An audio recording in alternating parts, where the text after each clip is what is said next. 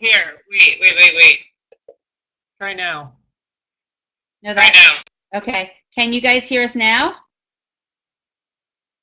Yes? Yes? Wow. Okay. Wendy, what'd you change? Everybody in listen only mode. I put everybody in listen only mode. Oh, okay. Okay. Sorry. Okay. We thought we had it down pat with this technology, not. Okay, let me start really quickly again because you didn't hear anything I said before, but I just wanted to welcome everybody. There's the chat feature at the bottom left, so feel free to ask us questions. Tell us you can't hear or see us like you just did. That was helpful. And I was just going to introduce Wendy and myself with a little background, but before we do that, I would love to hear about the people who are on the webinar tonight. If you're a parent, and if you're a parent, what grade your student is, and if you're not a parent, what type of professional you are. You know, if you work in a school district, or if you are an independent college counselor, or you help people with college funding. Just kind of curious to hear what people's stories are, so that might help a little bit how we might tailor some of the material tonight. So, anybody want to start? Can Susan, you want to tell us if I'm a parent of a junior in high school, this is going to be perfect for you. Parent of an 11th grader. Yep, I had a feeling most people here are going to be parents of juniors, and that is spot on. That's exactly what you need this information for, mostly working with low-income inner-city juniors. Okay, and ask us questions. I have to say most of what we're going to talk about kind of gears towards merit money, but we can also talk about how to look for, needs-based money also. Parent of a 10th grader. Well, Anne, kudos to you that you are here on the early side and learning this stuff. That's great. Great. Okay. So we're going to start and we'll give you a quick background about each other, and then we're going to get into some of the material and talk about the tools that you guys have in your toolkit. Okay, so Wendy, you go. Okay, hopefully everyone can hear me. Debbie, can you hear me? Hopefully everyone can hear me. Debbie, can you hear me? I can hear you. Everybody else, can you guys, Wendy? Let me just do a double check.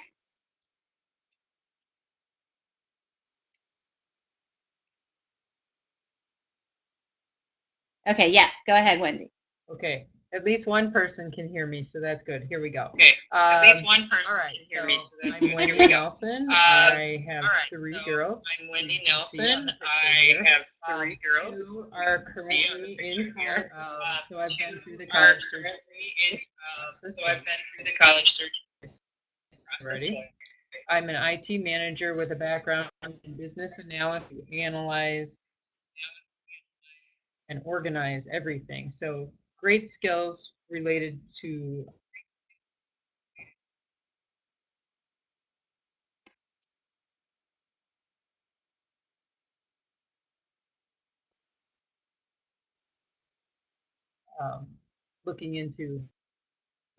digging into all things related to the college search. So with my oldest two, I spent lots of time finding potential colleges and scholarships. So really spent hours and hours. I can't even tell you how much time looking for that information. In 2012, I decided I wanted to at least start blogging about so I started mykidscollegechoice.com. Then in 2014, I published what is called the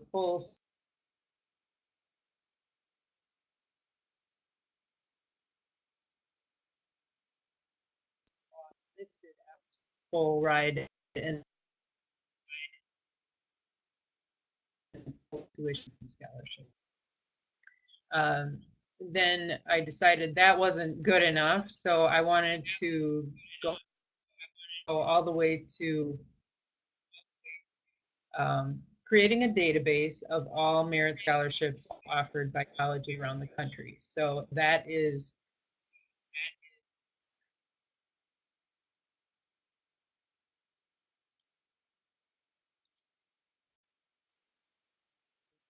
now. I seem to be fading in and out. I see people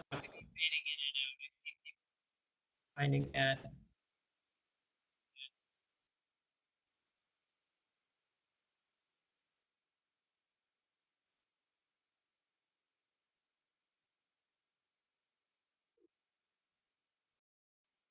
Okay. Can you guys hear me?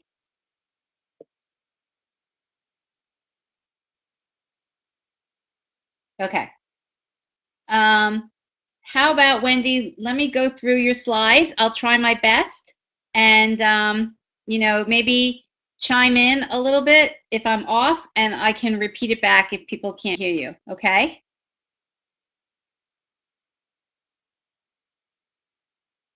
Okay. Okay.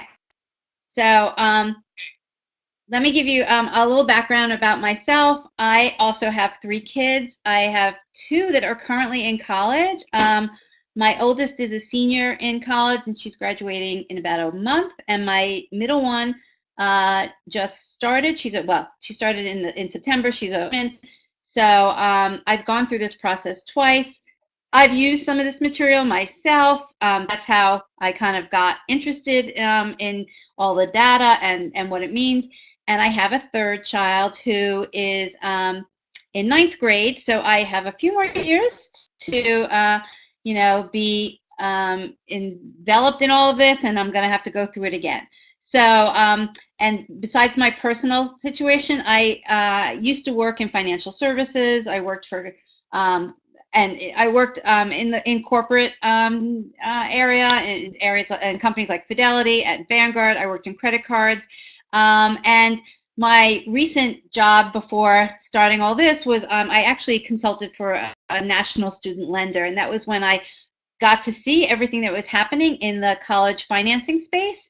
And I have to say, just thought it was a mess, particularly compared to other financial services areas that I was in. And that's what kind of drove me to want to start and help educate families what they needed to know in terms of figuring out how to pay for college. I do love data. That's been like my background, kind of combining data, financial services, and marketing.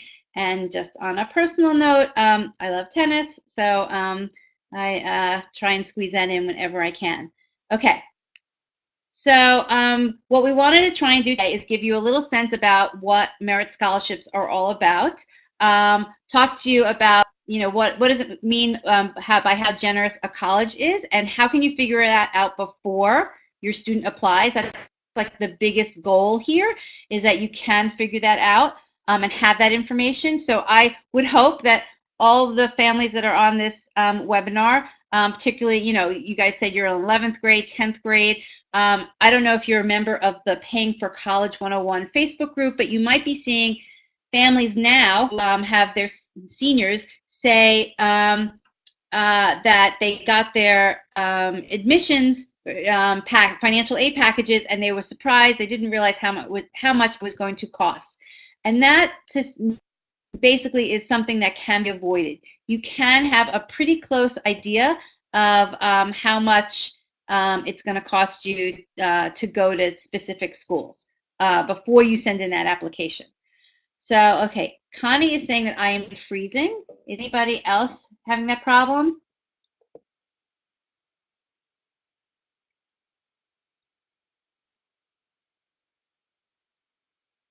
Okay, so I'm going to continue. That, Connie, it might be on your end. I don't mean to, push it aside, but maybe you can check your connections and Wi-Fi and that type of stuff. Okay, so we're going to talk about merit scholarships. We're going to tell you where some of this data comes from, because it's important, besides just using the data, to know where it's from and what it means. So we're going to tell you about that. We're going to tell you about full ride and full tuition scholarships, and kind of say, and then also look at, are only really high achieving students going to able to get scholarships? The answer is no. There's opportunities for different kids at different academic levels. You just need to know how to look for it. Okay. Let's continue. So, Wendy, just got curious. You want to give it a try? Can you talk at all? Let's see what happens. Okay, can you hear me now? I can hear you. Let's see.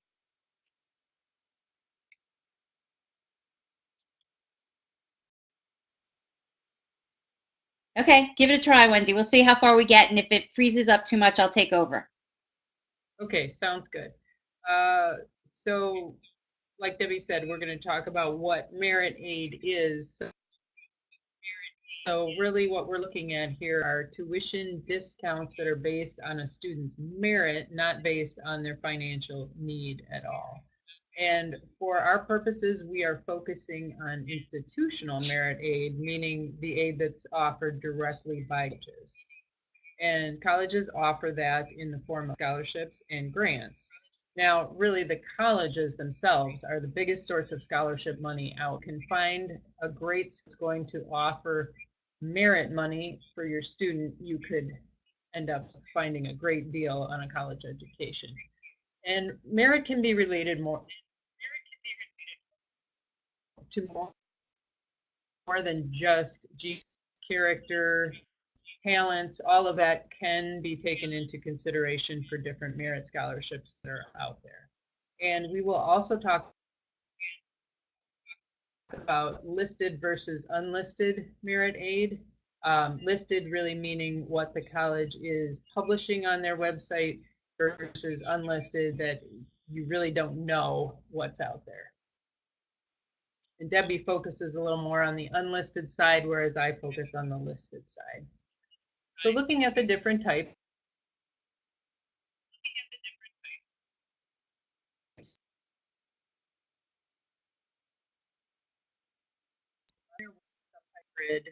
we'll go into some more detail on that in a minute. On breaking up. Yeah. Okay, I'll go as far as I can, Wendy, and then I'll try and if you can, if I don't know something, then hopefully you can chime in a little bit. Okay. Okay. So as Wendy mentioned, actually she's a little bit more expert on finding the colleges that have published their scholarships, and I like to look at the data to figure out what schools are giving out the money. So let me just explain that for 2 seconds. I kind of see that there's two pieces to the puzzle in trying to find merit scholarships. A lot of colleges are more open about their information. They publish it directly on the website. I'm going to show you, this is a picture at Northern Illinois University. They show, some colleges show this grid to show you, what GPA a student needs to have, and then on the top, what test score they need to have, and then what category of a scholarship they're going to fall into. So Northern Illinois University gives out presidential, they give out a scholars, academic, centennial awards, and then in the corner, they give you the dollar amounts. So that's a school that's kind of public with all of their information, and that's great. The problem has always been that unless you go to the college's website directly, you don't necessarily know that they have this information. So that's one issue. And the second is you're going to have to scour all of these colleges to find this information. Right now, there's no capability to kind of put in your student's academic profile and get a list of where are all the schools that have scholarships for my student. So that's really what Wendy spent a lot of time doing, was pulling together all of that information. Sorry, I'm just taking 2 seconds and bringing Wendy back in to see if this helps.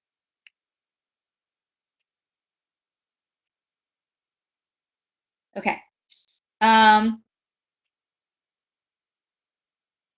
So when schools have their information published, they may have a application process. Sometimes, oh, Wendy, hi, you there? Can you hear me? Okay, so I'll just continue. So competitive merit aid is when the colleges ask you to, they may or may not ask you to fill out a separate application. What's really important is to know those deadlines. A lot of times schools have a separate application for to be considered for a merit scholarship, and that deadline is most likely earlier than the regular decision deadline. So it's really important if you're, want to make sure that you're going to get merit scholarships, that you also pay attention to the deadlines. And sometimes even schools that don't have a separate application may still have an earlier deadline to be reviewed for merit scholarship. So really, you have to pay attention to those deadlines. The deadlines for getting merit scholarship in a lot of cases do not always line up with deadlines for regular decision applications. Let's see. Sometimes schools say how many scholarships they're going to give out in advance, and sometimes they don't. Unfortunately, in this process, we're a little bit at the mercy of the information that the colleges want to disclose.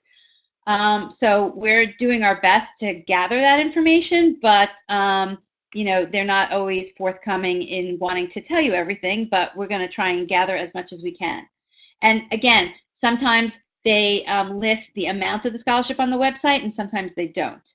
So in the database that you guys all have access to, there is about 6,800 scholarships that are considered competitive, meaning that those scholarships are not going to be automatically given out. They're going to be given out on some sort of criteria.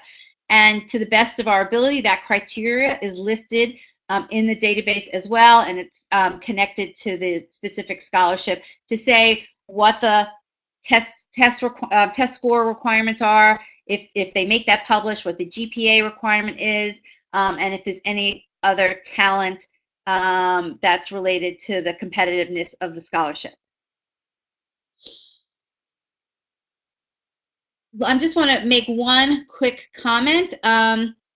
Hopefully you guys have noticed, if you've signed into the Merit Scholarship List database, that originally the invoice might have said that you're only going to get 6 months access, but it's actually 12-month access. So hopefully you've noticed that and you just kind of plugged in your coupon and signed up already or signed in. And if not, please do it after the webinar, and then all of this will make much more sense once you see the database. But here are just some quick examples of what a competitive merit scholarship might be. At Rice University, they have a scholarship called the Trustee Designated Scholarship. It's $25,000 to $27,000, and it's automatically given, and you're notified about it at the time of admissions. Harvey Mudd has a presidential scholarship, which is full tuition. In some cases, I hear like Davison has a full ride plus, which means that they cover tuition, room and board.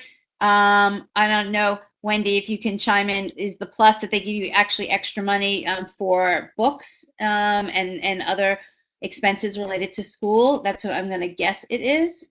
Yeah, really, anytime you see plus on a scholarship in the database, it is something in addition to tuition, room, and board. So it could be books, could be a laptop, could be a stipend, study abroad, all different things.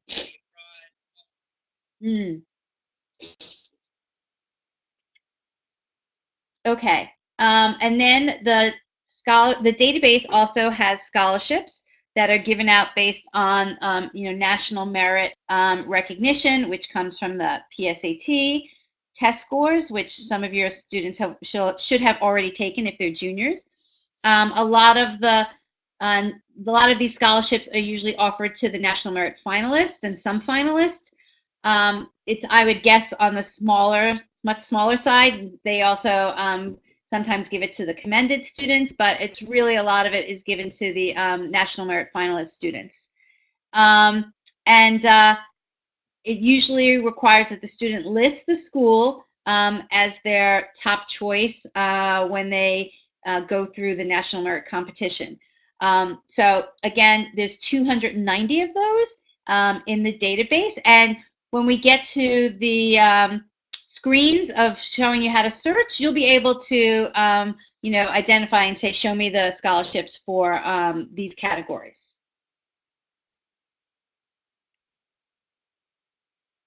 Okay, again, these are just examples of these types of scholarships. University of Oklahoma gives a full ride plus to National Merit finalists. Florida Gulf Coast University gives $10,000 to out-of-state students who are National Merit finalists. Sorry, you find that a lot, not a lot, but a lot of schools will use the National Merit finalist designation for out-of-state students and kind of like, say, if you're an out-of-state student and you're a National Merit Scholarship, then we'll give you extra money. So that I've seen that in a lot of cases. Talent-based merit aid, a lot of it, is going to be based on sometimes sending in a portfolio. It could be based on an audition, and usually related to students in the area of art, music, dance, that type of thing. Again, a lot of this is related to deadlines and getting in your portfolio on time, because then they're going to, or making sure that you submit the application, because they're going to have to schedule an audition. So unfortunately, I've seen stories again in the Paying for College 101 Facebook group where somebody has said, oh my gosh, we didn't know about the scholarship and my son didn't submit it in time and then he couldn't get the audition. So, I mean, that I hate hearing those stories, and hopefully if you guys are forewarned, you'll be on the lookout for all of these deadlines and making sure that you don't miss them. Okay, so ROTC. I'm not as good about knowing that much about the ROTC, but I guess for students who are willing to commit to ROTC, they often can pay up to a full tuition or a full ride. I don't know, Wendy, is it obviously at the schools where ROTC is offered, and not all schools have ROTC, is that correct? Yeah, that's correct. Or not all of them offer those great scholarships for ROTC, but many of them do list those. Okay, so it's a combination of whether the school has ROTC and whether or not, what level of scholarship that they're offering. But I guess if a student has any inclination or willingness to participate in the military, it's definitely worth looking into this, because it can cover a significant amount of the tuition. Okay, this is my stuff.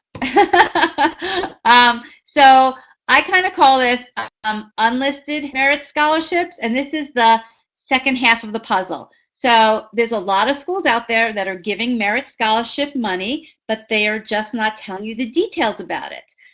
Why they do that, I don't know. I could make up a lot of reasons why. Sometimes they want the ability to change their requirements. They don't want to be held to any specifics of what they publish, and they just want to have control over how they give that money, and they don't want anybody to necessarily kind of match up why they're giving money to different students. That's my hypothesis about why schools don't publish this information. But you can get clues as to what schools are giving out money.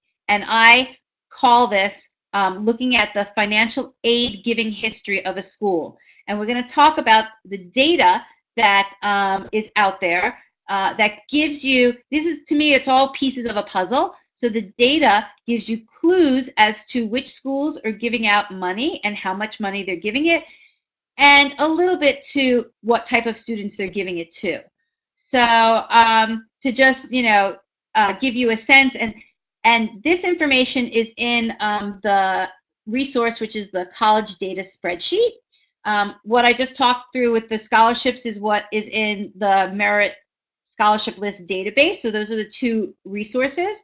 And when I just did some quick analysis of the data in the spreadsheet, I found that over 1,300 colleges award merit scholarships to 25% or more of students that don't have financial need.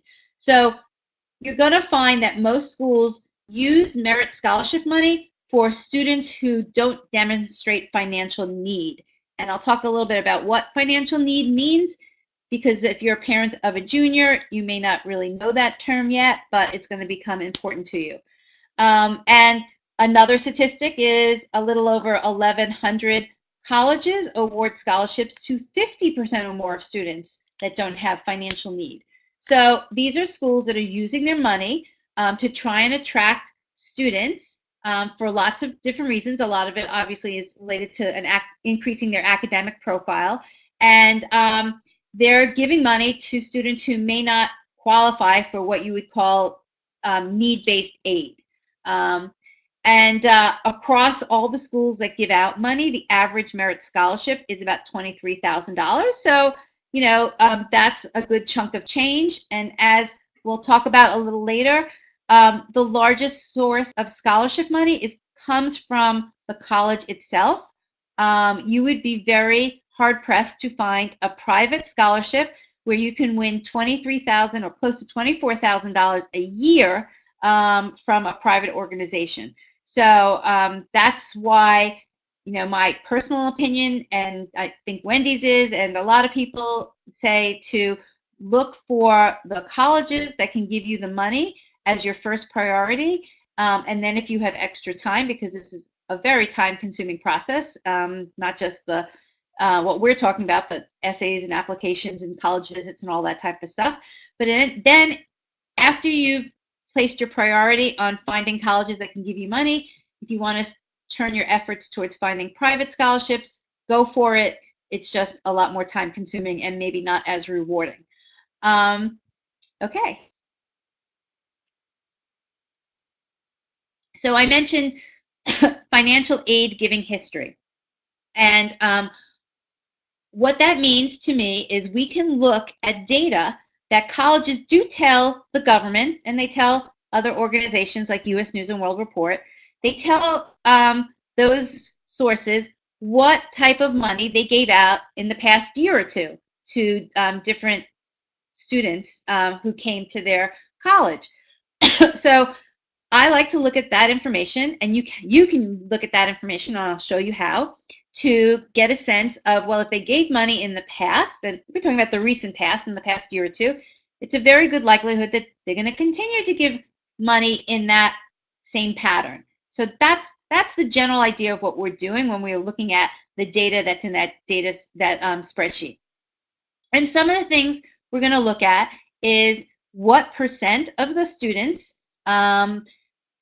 received money that had no financial need. And I'll just give you a really quick understanding of what that means, financial need.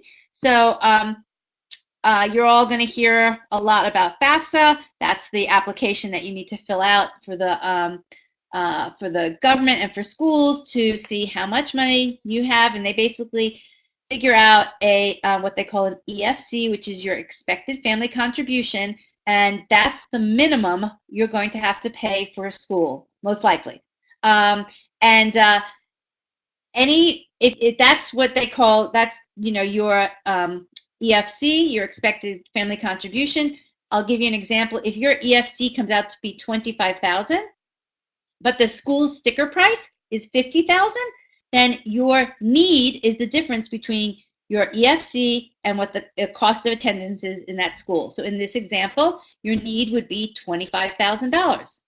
So that's a very quick explanation of what that means. So schools will calculate what your financial need is, but they are under no obligation to actually give you money to cover your full need. And that's another piece of information you might want to look at for different schools. and particularly if you're looking for schools that are going to give need-based money, you're going to want to look at what percentage of financial need a school meets.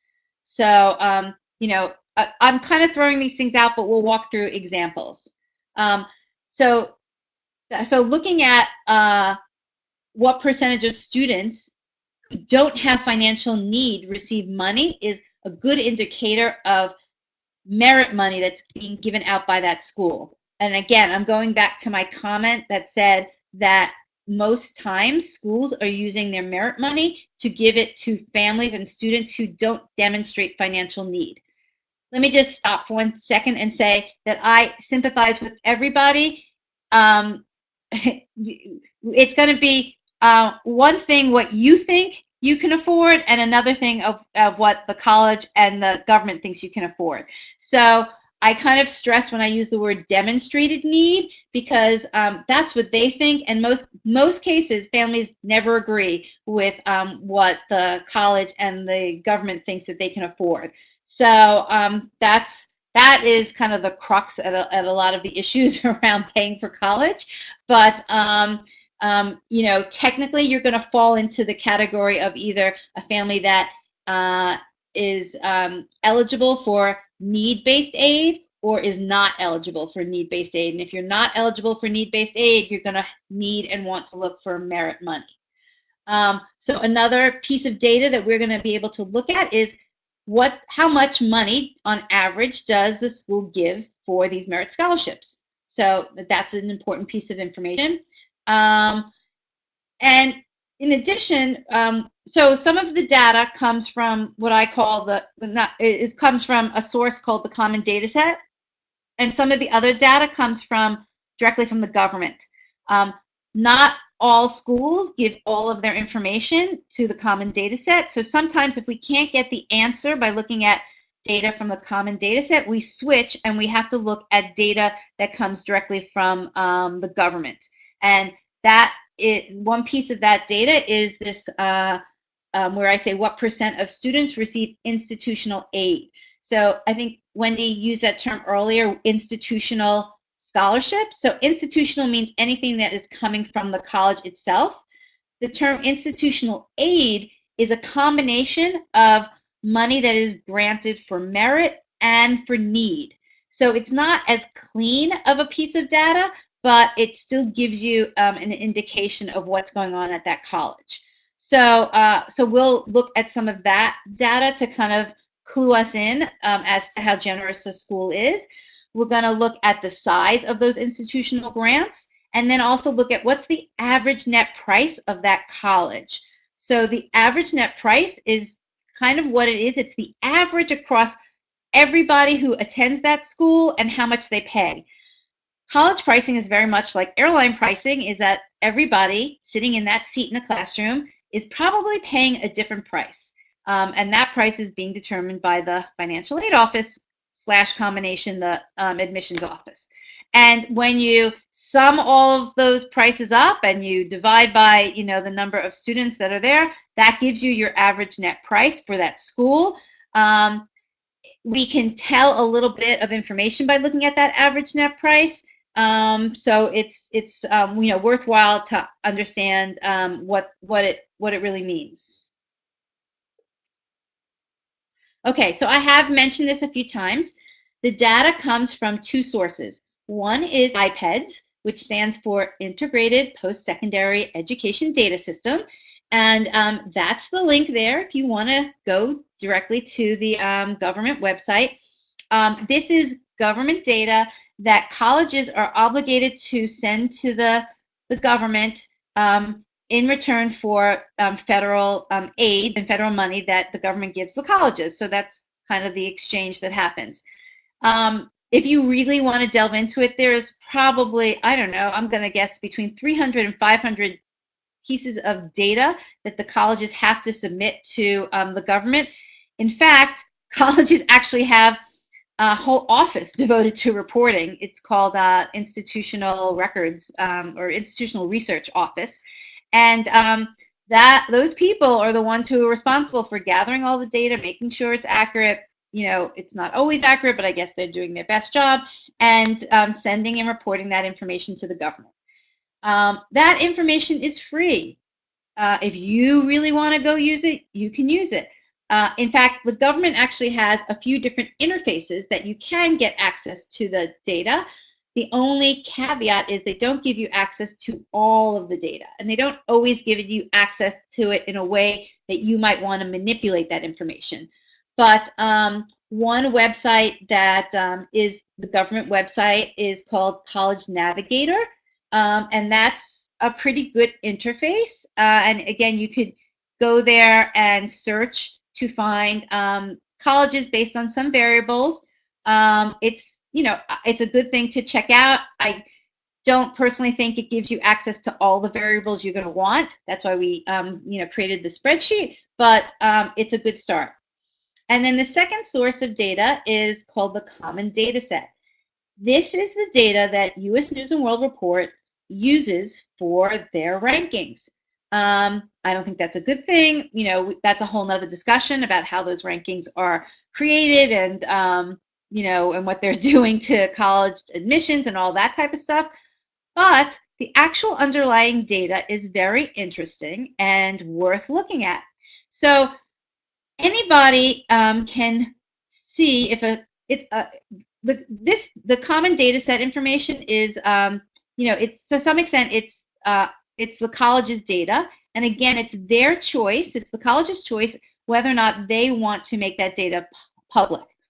A lot of colleges do make it public. I'm going to guess like 90% of colleges who fill this form out make it public. And the way you can find that is you would Google the name of the school. So I live in Philadelphia, so I'm just going to mention Villanova because they're like 10 minutes away from me, and they won the other night. So we're excited here. If you wanted to see Villanova's common data set, you would type in Villanova common data set, and it would most likely bring you to the page on the Villanova website that has that information. The interesting thing is that the common data set, when schools fill it out, it's kind of what the words mean. It's a common sheet asking the same data from every school, and it's in the same format. So once you look at one school and you become familiar with the format, you can go look at another school, and you'll know exactly what sections you want to look for and what pieces of data to look for.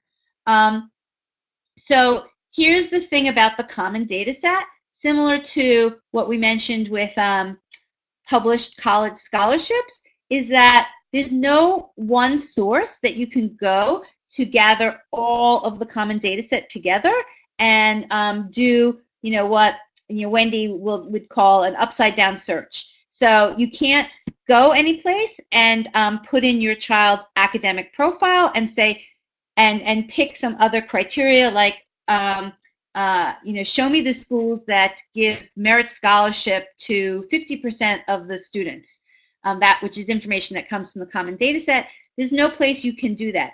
You can only go individually to each college and find that information, but you can't search across all the colleges. So that's a little background on the common data set. Technically, Peterson's might say that they own that information, but my legal review says that as long as a college publishes that information and it's public, we can take the public information, and that's kind of what we did. So we've pulled together the public common data set information and put it in the spreadsheet.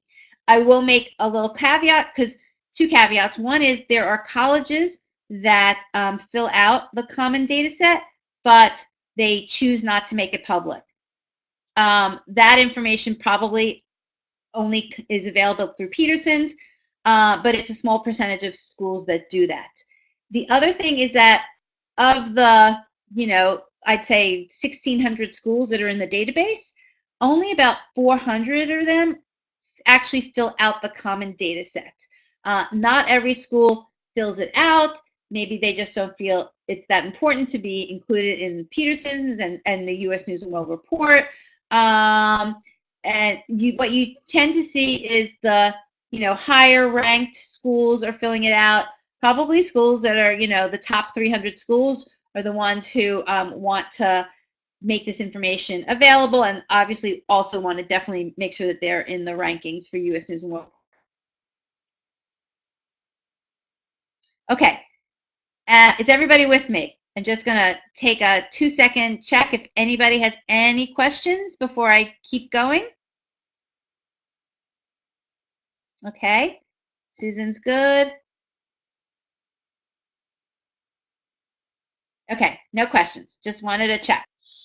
So, is merit aid renewable? This is an important question, and definitely worth, if you get to the point where your child gets merit aid, I would absolutely confirm this.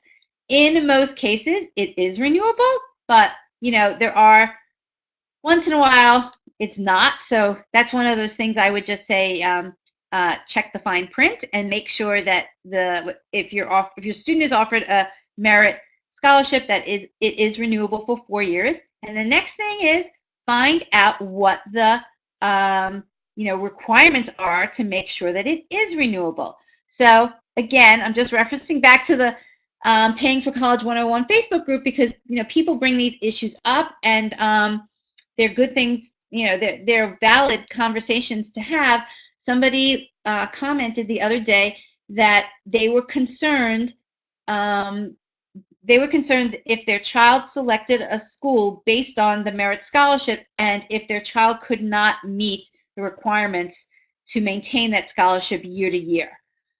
It's something to think about, and it is definitely a little bit of pressure on the student. You need, again, to look at the details. Some scholarships are going to say your student needs a 3.0, to maintain the scholarship. Other scholarships, it might be much higher. They might want a 3.5. So, you have to kind of be realistic with your student and say, are you recognizing what the requirement is for this scholarship, and do you feel comfortable that you're going to be able to meet it? Because if you're picking a school from a cost standpoint and you're relying on the merit scholarship, you want to make sure you get it every year. So your student's going to have to make sure that they can meet the requirements, whatever the requirements are set out by the school for that scholarship. Something else to also consider is tuition increases every year. Just a bad fact of life. Again, that's a whole nother discussion we could have. And I've been seeing tuition increase really sometimes between 3 and 5%. I have rarely see it less than 3%. So most times the merit scholarship amount does not increase. So I just say that because we can have a whole nother webinar on figuring out college costs and how you should estimate and figure out your 4-year costs. But it's important to not just look at 1 year of tuition and costs. It's important to look at all 4 years. So your student might get a great scholarship, which is kudos, that's exciting. But just make sure when you're evaluating all of the costs that, sophomore, junior, senior year, that cost of attendance is going to go up. Factor in, if you want to be just a little conservative so that you really, are expecting that costs are higher, you're going to maybe factor in 5% increases, and then, assume that your child's going to get the scholarship every year, but just understand that in most cases, the scholarship does not increase with the increase in tuition.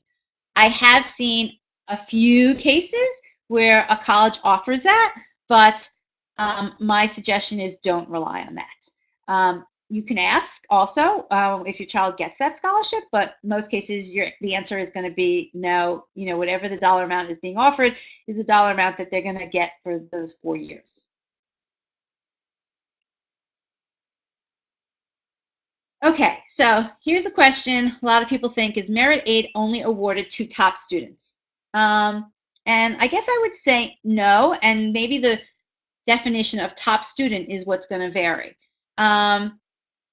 So in all of the merit scholarship work that we've been looking at, we've seen that about a little under 44% of merit scholarships were given to students who didn't have A's. So you don't have to have all those perfect A's to get, merit scholarships. It's definitely going to vary by school, and it's going to vary by, what the stats are of that school. Most times, and what you'll see is that scholarships are given to students that fall within the top 25%. Top 25 percentile of a school's distribution for academic profile, whether it's the GPA or whether it's the test scores. And a lot of it does weigh heavily towards the test scores. So, but the top 25th percentile is going to vary by different schools. In some schools, the top 25th percentile might be, an ACT of anything above a 30. In another school, it might be an ACT of anything above a 26. So, there are schools, where students who don't fall into that really, really high achieving category, I guess, if you want to say, students that are getting those 33s and higher in ACTs. There are schools where students with, I don't want to say lesser, but students with different academic criteria can still get merit aid. So quickly, some of the numbers that we looked at. There's almost 200 automatic scholarships in the database that are given for students that have a minimum ACT of 16 to 20. There's 200 automatic scholarships for students with a GPA of 2 to 2.9. There's actually many scholarships that don't necessarily require an ACT or an SAT, so they're going to be given out based on other criteria. So don't think if your student doesn't have the absolute tippy top test scores and GPA that they're not going to be eligible for merit scholarship. They definitely can. You just have to be open-minded to the different schools that are out there, and then look for these schools where your student's probably going to fall in the top of the range, academic range of what they're looking for, of what the school's looking for. Okay, I kind of touched on this. This is just a quick discussion of private scholarships versus institutional merit scholarships, and just a kind of rundown of the comparison. Most private scholarships are not renewable. Institutional scholarships are. A lot of private scholarships they're given as a check that's made out directly to the student. Institutional scholarships, they usually take it off, again, off of your bill. Larger private scholarships are very competitive. They're probably more competitive than the institutional scholarships.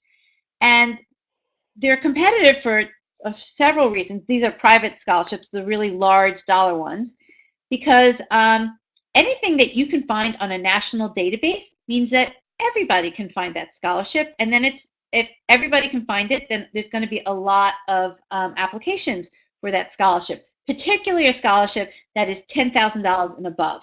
A lot of people are going to apply to those scholarships. So just by supply and demand, if a lot of people apply, that scholarship is going to become very competitive. Usually the private scholarships are also based on filling out an essay of some sort, and in some cases, a competition. I'm trying to think. My only other comment about private scholarships, which a lot of people do not realize, is that private scholarships at some schools are not stackable. That's what they call. So what that means is if you win a private scholarship and the school is giving you, usually the school is giving you need-based aid, then the school takes away some of the money that they were going to give you because now they see that you're getting a private scholarship.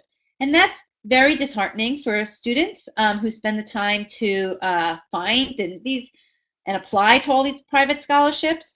So you might spend a lot of energy filling out applications, doing essays.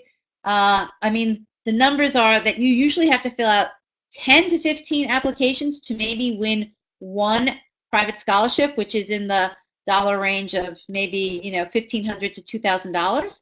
And then you get that money, and then you tell the college about it, because you have to tell them about it. And then they say, that's great. Now we're going to reduce the amount of need-based aid we offered you. And so net, you're not better off. It's some schools are saying we're not going to do that, but a majority of schools still do that. So that's just something to keep in mind if your student is going to apply for private scholarships, and you also might be a family that might get some need-based aid. Okay, now we are at the point where we're going to look at the different resources that were in the toolkit, the database and the spreadsheet. Okay, just going to stop one more time. Any questions? Have I gone too fast? Anything you want to ask before we move on?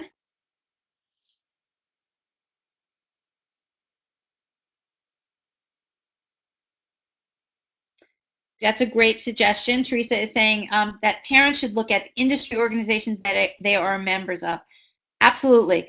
We could have a whole nother webinar to talk about private scholarships, but the quick and dirty suggestions are that definitely look for private scholarships that are local, again, because most likely they're going to have less competition, and any organization, as Teresa is mentioning, where you have a connection, you're more likely to get that scholarship.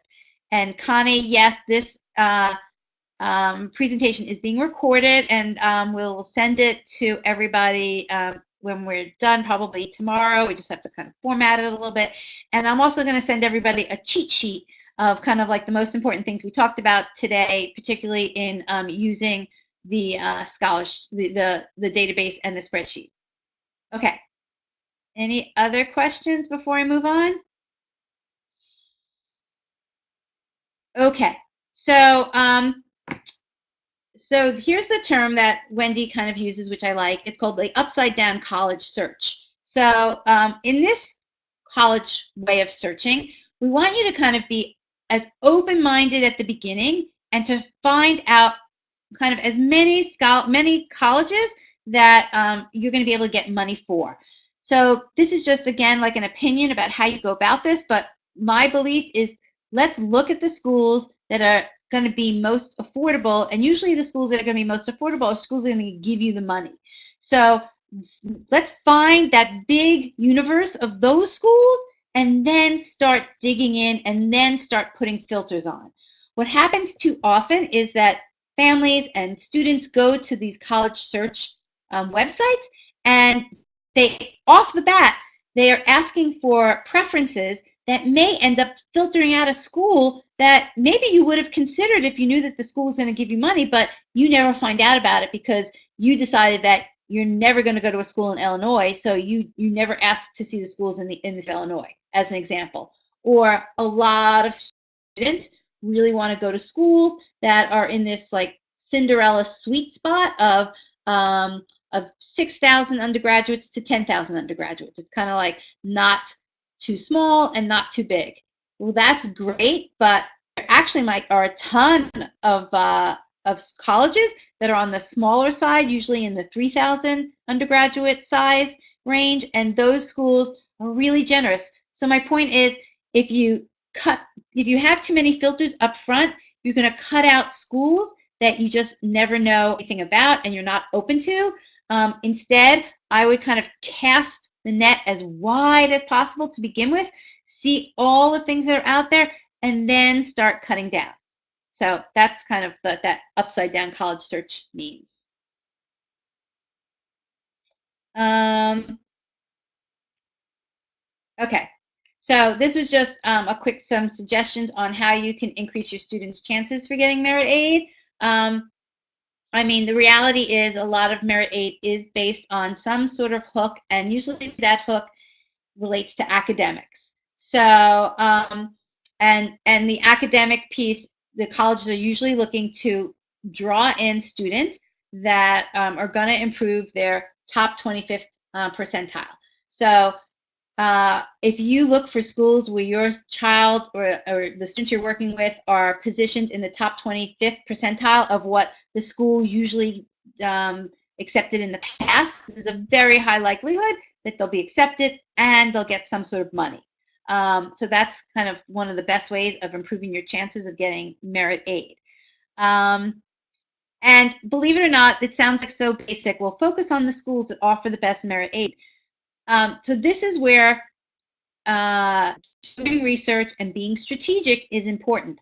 A lot of families don't necessarily think this way, and they come up with a college list that is all based on maybe rankings, prestige, or they just want to get their child into what they consider the best school, and who knows what best really means these days, but and they're not necessarily looking at the financial aid policy of the schools. So you have to know there are some schools that are just never going to give merit money. I mean, the quick and dirty is that all of the most selective schools, the Ivies and the schools, non-Ivies that are just as selective, do not give out merit money. Their basic reason is they don't need to. They feel that they obviously have enough pick of the litter of all the kids that apply there that they don't need to attract anybody to improve their top 20 percentile because they already have the best of the best. The money that they're giving out is all based on needs. So they definitely give out a ton of money, but they're only giving money to families that show a demonstrated need. Now, in some schools, that demonstrated need is actually pretty high. I don't know, I'm not going to be specific or because I'm not exactly sure offhand, but like schools like Princeton, Yale, their demonstrated need might be, like a family in the low that has an income in the low 200s. Those families can still get financial aid from those schools because the schools give out so much money, and they're also viewing what they're considering your need is, and they are pretty generous in what they consider a family's need is. So the point is that it's really important to understand how a particular school views financial aid and merit scholarships. And I hear a lot of stories, again, in the Facebook group where parents are disappointed that they could be disappointed on both ways, that they didn't get the financial need that they needed and they didn't get the merit scholarships that they needed. And in a lot of cases, it's because they applied to the wrong schools. They didn't realize that that school was not going to give them any need-based aid, or that school didn't give any merit scholarships. So that's just an important screening to make sure that you know when you're coming up with the list of schools for your child. Okay, so let me I'm going to flip over and see if I can pull up the Merit Scholarship database, and we'll just go through one or two searches.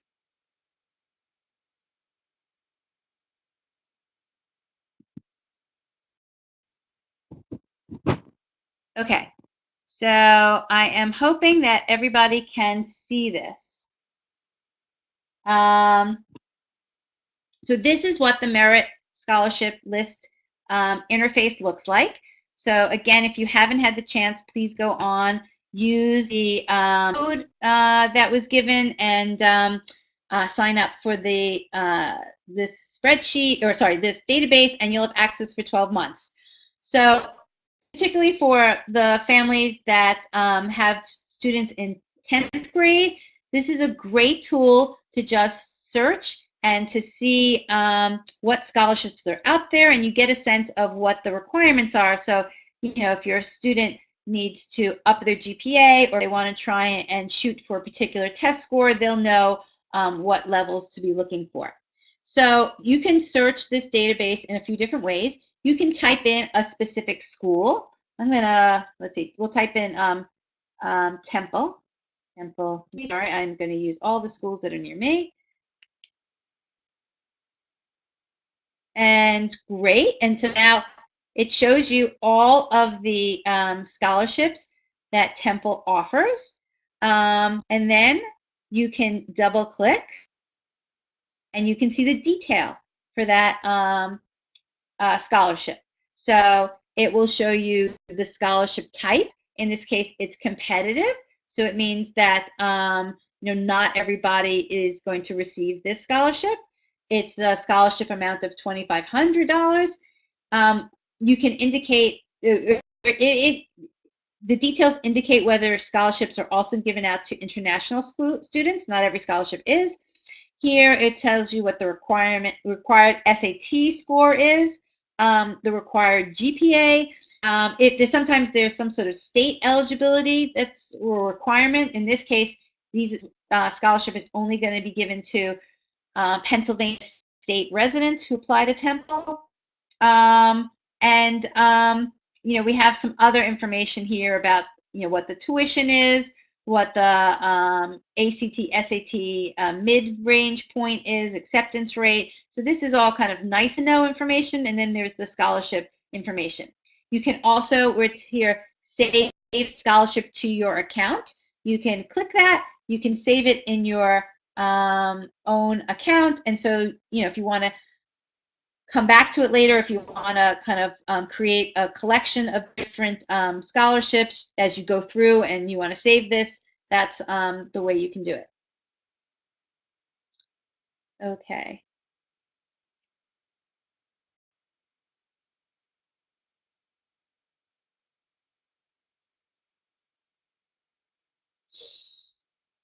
Okay, just waiting for it to go back. Great. So you can search by school. You can search by type of scholarship. Again, there's automatic scholarships, competitive scholarship, talent-based scholarship, and national merit, or achievement-based scholarships. This is really helpful if you want to see what scholarships are going to be automatic.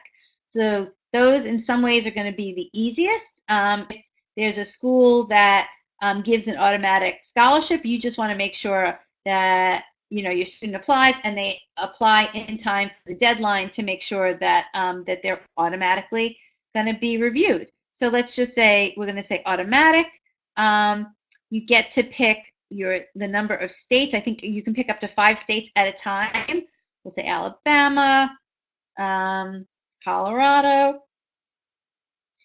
Georgia, Illinois. Let's just see what we find. And we're going to search. So this is a big listing because there's a lot of schools in all of those states. So then you can filter again. Once you see this list, you can filter now by test and GPA scores. So I can, oh, nobody can see the screen.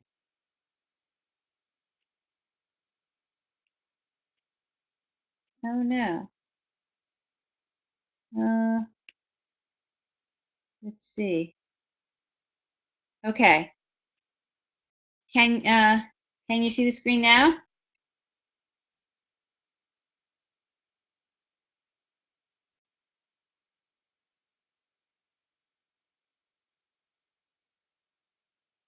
Okay. So let me check. Did you see anything of the Merit Scholarship database? Oh no. Oh no. Oh no. Okay. Wow. Don't know what happened there. Let me think. Okay, Wendy's texting me. So Wendy, you text me if you can see. Let me go back and try this again.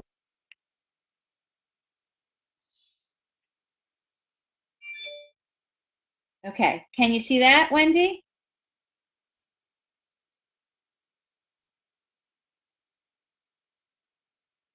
No. Okay.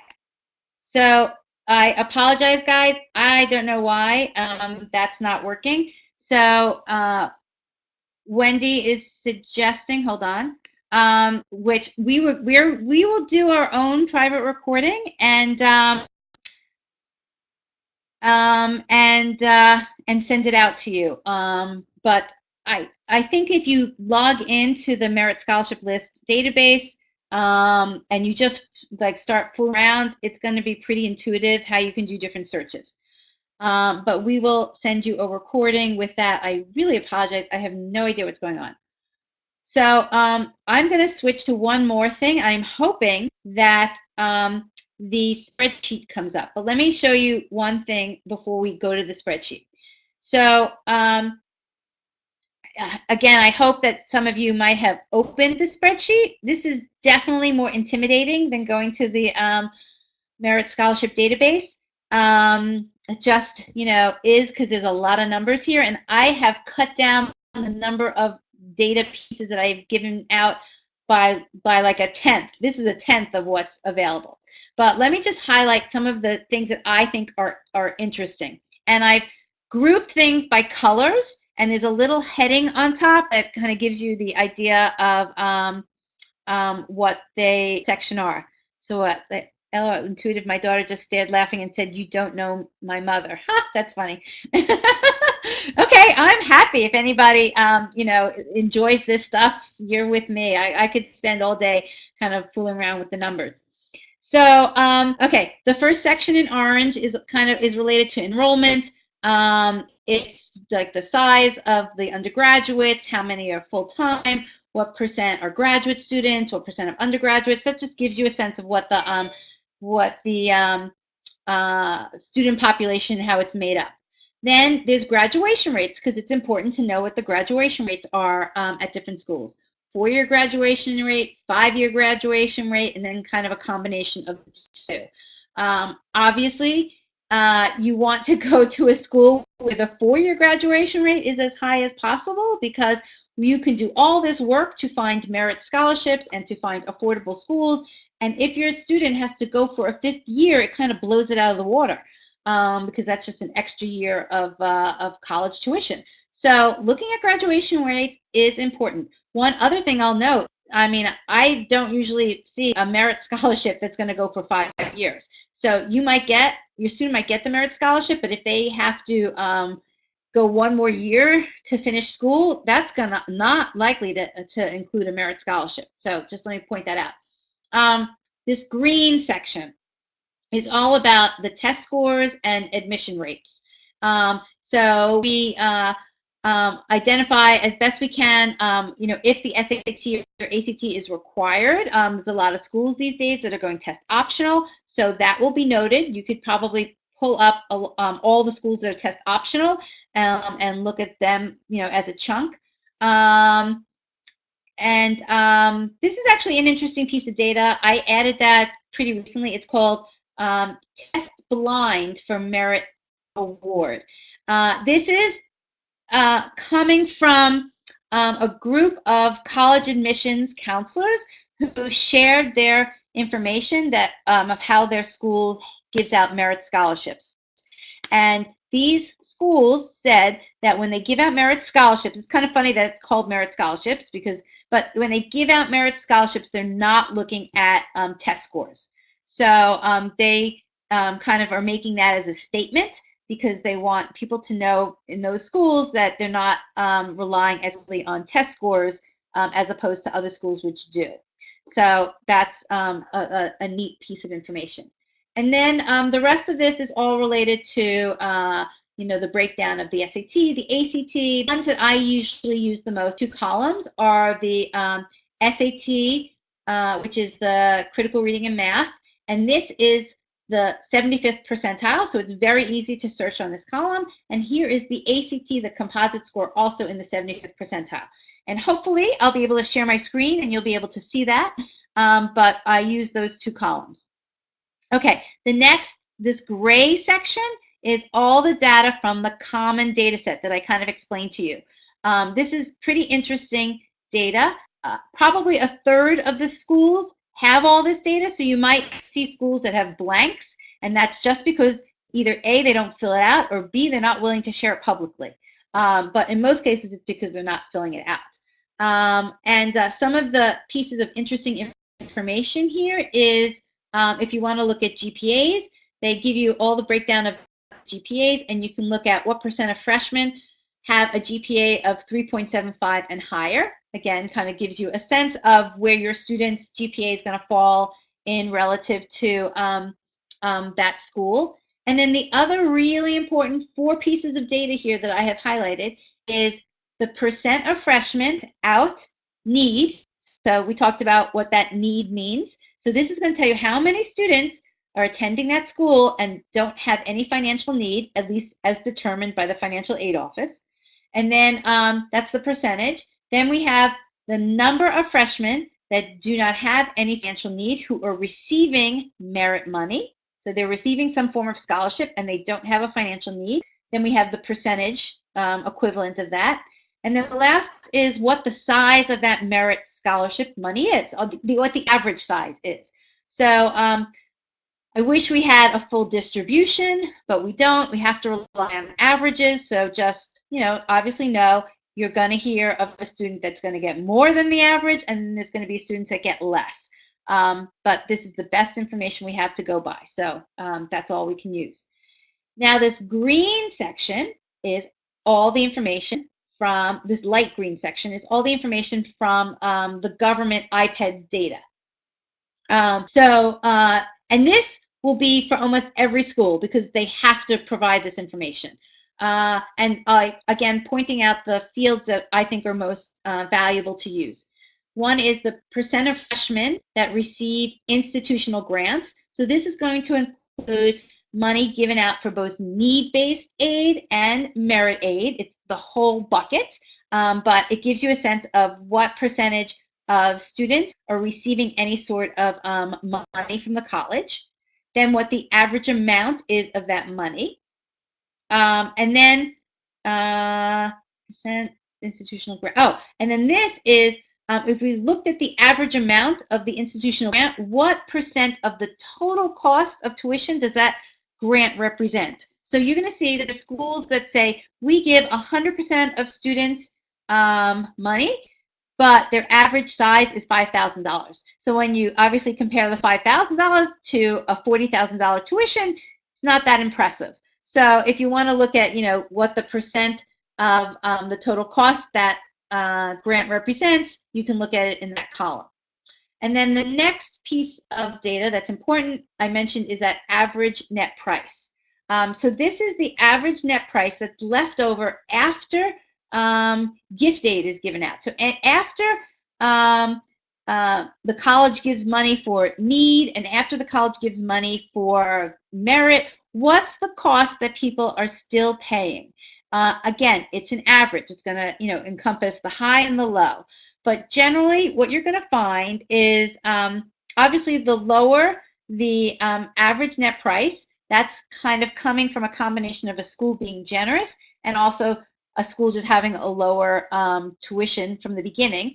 But you'll also see that, and what I tend to see is that the average of the average, if you want to call it like that, is about $30,000 to $35,000. So schools that have an average net price above like $35,000 are just not being that generous. They're not giving out enough money to really pull down their sticker price.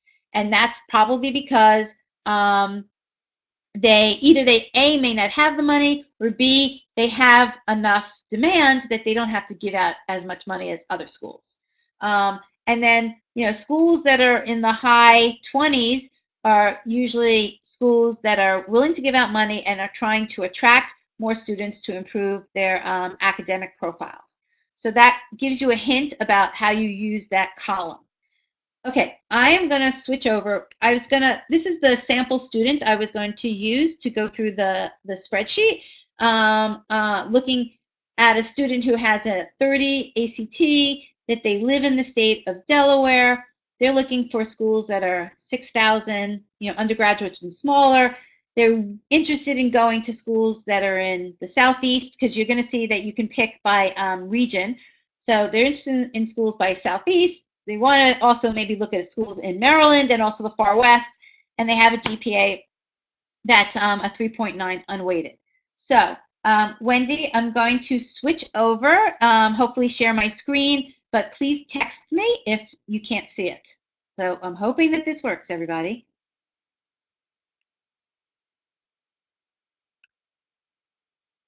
Okay.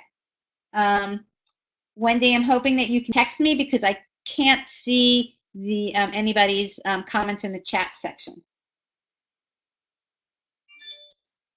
Not yet. Oh boy, it's not coming up yet.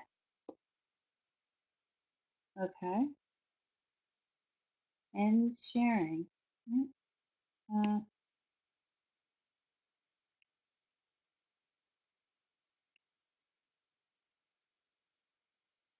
Nope. Is it up yet?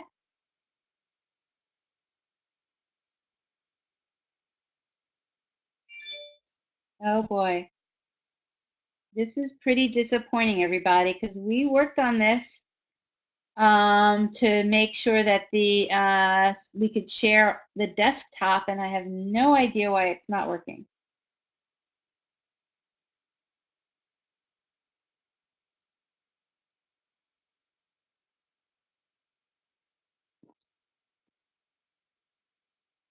Okay, I'm going to try one more thing.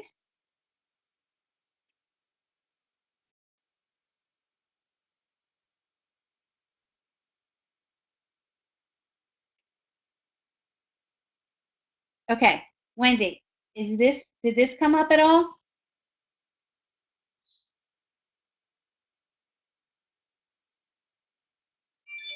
Yes. Okay, guys. Great. Okay, Wendy, keep texting me if something doesn't work. So this is the spreadsheet. You know, the sections that I pointed out to you are on top. It's the color-coded, the orange, the blue, the dark green, the gray, okay? Down the left-hand column are all the names of the different colleges. Okay, so you can scroll down. I have them listed right now in alphabetical order. And then, you know, you can go across. And again, you can see there's a lot of information here. I'm not going to use all this information tonight. And this is just, I'd say, 1/10 of all of the data that's available. Hopefully, you guys can feel a little bit comfortable using spreadsheets. It's really not that hard, but you have to, you know, feel okay. Let me just point one other thing out. There is a backup here. If you can see at the bottom left corner, it says college data and then it says backup. That backup is locked. So if for some reason you erase something in the college data section or you save it and you mess something up, you can always go to the backup. My suggestion would be to copy it into another tab so that you can play with it again, and obviously always keep that backup locked so that you always have that data. Okay, so what I did here is I inserted an extra column here called colleges to research, because what I like to do is do some sorting, and then if I find a school that I'm interested in, I'll come here and I'll say a yes.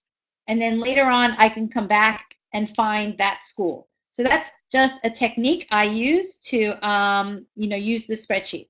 Okay, so I'm going to look for schools for our sample student who has an ACT of 30. Again, I try and put as few filters on it as possible because I want to get the biggest universe of schools first and then start filtering down. So I'm going to go across to the column right here, column X, which is ACT Composite 75th percentile. Hopefully everybody can see there's these little upside down triangles in the corner of every column at the top, and that's so that you can filter and sort for that particular column. So I'm going to filter out, I'm going to look at schools that the student has a 30, but I'm going to look at schools where a 28 is actually in the 75th percentile and above, because you know, I want to look in a range of schools. So I'm going to choose schools that are greater or equal to having an ACT of 28, and then are less than or equal to a 30. So these are schools that a student with a 28 to a 30 would fall in the 75th percentile. Okay, so you can see those are all those schools. if I really wanted to, I could sort them by descending order. So, you know, those are all the schools in the 30th percentile. So this is now the big universe of schools, okay? Now I can look at, I'm going to go back to the states. Oh, one thing I should mention is I usually always cut out the public schools because most public schools are not giving out a lot of good financial aid. And if they are, you're probably going to find them in the Merit scholarship database. But they're not probably going to show up here. So I usually am only looking at the private schools. So now I just change that and I'm only selecting private schools. So here is where I'm going to pick the different regions that this student was interested in. So they were interested in the far west and the southeast. Okay, so now this whole list is a list of private colleges in the far west and the southeast that have an ACT in their 75th percentile of 28 to 30. And you can see how quickly things get cut down fast. So there's over 1,600 colleges in this spreadsheet, and now all of a sudden we're down to 45. So that's why these filters really cut things down quickly. And, you know, you can obviously loosen things up by loosening up the geography. I haven't even looked at the sizes of the schools yet, and we're down to 45. So that's why I encourage people not to get too stuck on all these filters. Play around with the data and see what the schools are that are out there. Okay, so the next piece of important information is in this gray area in the freshman common data set information. And now we're going to look at this column, AM, the percent of freshmen without need that are receiving merit aid. Just quickly, I'm just going to sort it by descending order. And I'm going to, unfortunately, once in a while, there's going to be data that's inaccurate, and that's because this is all self-reported information from the colleges, and probably somebody made a mistake in giving out that information. So obviously, there can't be 146% of students that are receiving aid, and you know, I try and catch some of these things, but sometimes they slip through. In this case, I would probably call the school and find out the information because they're not reporting it correctly, but just that's a little bit of an FYI. If something seems really out of whack, it just might be some a piece of data that's been misrepresented or just misentered. Okay, so this is a list of schools that are you know, a high percentage of students are receiving merit aid. That's great. So a school is Hollins University. They claim to give 100% of students that don't have financial need money, and they're giving, you know, $25,000 each to those students on average. That's pretty interesting. So that's a good piece of data to look at. I would kind of look at the combination of columns AM and AN to kind of see what schools are giving out a lot of money on average and to a large number of students that don't meet financial need. And then again, I kind of go back to the column here that said colleges to research, and I just put a yes in all of those fields so that I can find these schools later on, you know, when I take these filters off. Okay, so I'm going to sort, oops, sorry, I'm going back to column AM. I'm going to sort this in the other way, ascending. Oops. Okay, actually, if you look down here, you can see from Chapman University down, a lot of these schools don't have the information from the common data set. So we can't use that information in column AM. We're going to have to go over to the Ipeds data now. And the column that you're going to want to look at is column BB, which is the percent of freshmen that receive institutional grants. And then the next column next to it, which is the average size of those institutional grants. And again, we can sort this information. And, oops, sorry, see that these schools are giving 100% of their students some form of money. That money, it could be need-based money, and it could be merit money. If we sort the if a school is giving $22,000 to 100% of the students, they're just kind of discounting their price to everybody, which personally seems a little strange. They probably should just cut the price, but they're playing some sort of a price game, and that's what's going on there. So the other field to look at, which I mentioned, was BI. Sometimes, let's see, this gets stuck. Let's see, BI. Okay, yeah. And this is the field that looks at average price after gift aid. So let's sort this one. Okay, great. So the schools at the top. This school, Loyola Marymount, has an average net price after they've given money out of still almost $41,000. So what that says to me is that school might be giving money, but they're not giving a lot of generous money because they haven't given enough money to really bring down the average cost of their tuition or cost of attendance. And if they're giving out money, they're likely giving it out to need-based families. They're not giving it out to merit aid. So that's a clue. I think Loyola didn't have information in the common data set, so that's how you would start to figure out whether or not they might be a possibility for giving out merit money. And I would say that Loyola probably is not going to give out a lot of merit money. Same thing with Chapman University. Their average net price is $41,000. Again, if you look back over to, let's see, average amount there. So in this case, Chapman is giving out money to a lot of students because if you look at column BB, they're giving money out to 84% of students. They're probably giving out their money much more in the form of need-based aid and much less in the form of merit money.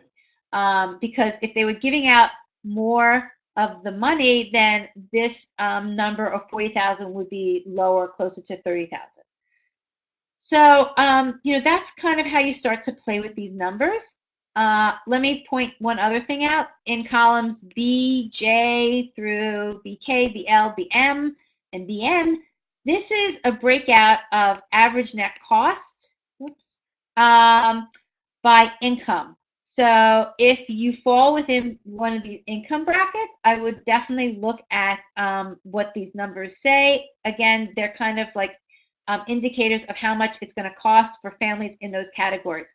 The one unfortunate thing is that for my screen looks like it's stuck, but for families that have incomes above 110,000, the government just does not break that out very much in more precisely by income level. So, if you make 250,000, you don't have a good enough sense in this particular category of how much it's going to cost you. So I'm going to switch back.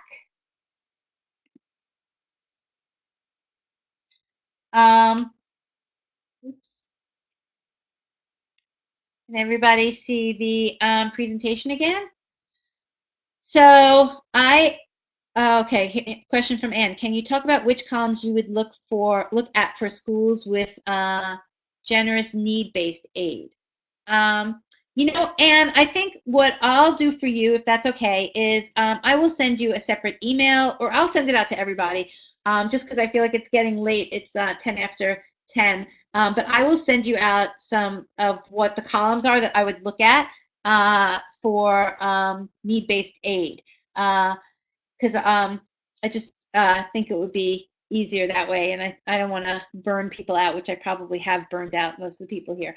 So I know it was a ton of information that we threw out tonight. You guys can feel free to email Wendy and me and ask questions.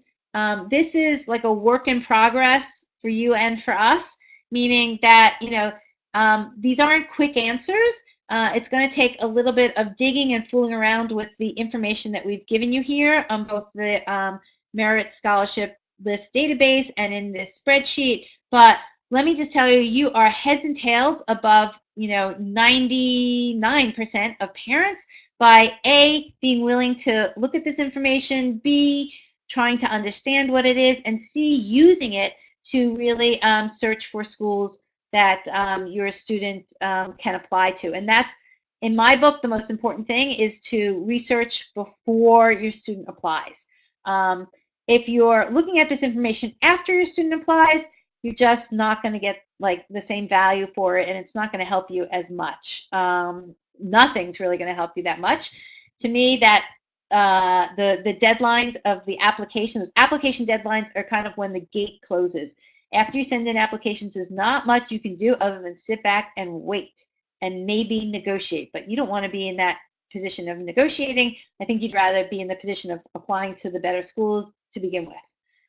So that's it for tonight. I'm so sorry that we still had some technical problems, but I hopefully was able to go through a lot of the information. We will send you this recording. We will send you some cheat sheets. Definitely feel free to email either one of us and, just start digging away. I bet you if you spend, half an hour with each of these resources, you'll feel a lot more comfortable with the information that's out there and how to use them. Okay, any other quick questions that I can answer now before we say goodnight?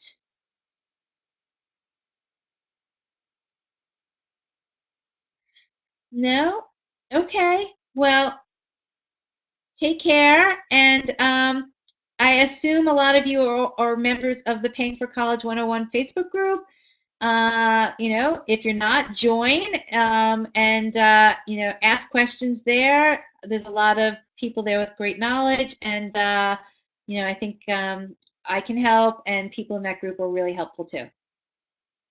Okay, take care. You guys can email me with questions. Definitely, I will follow up. Okay, take care. Good night.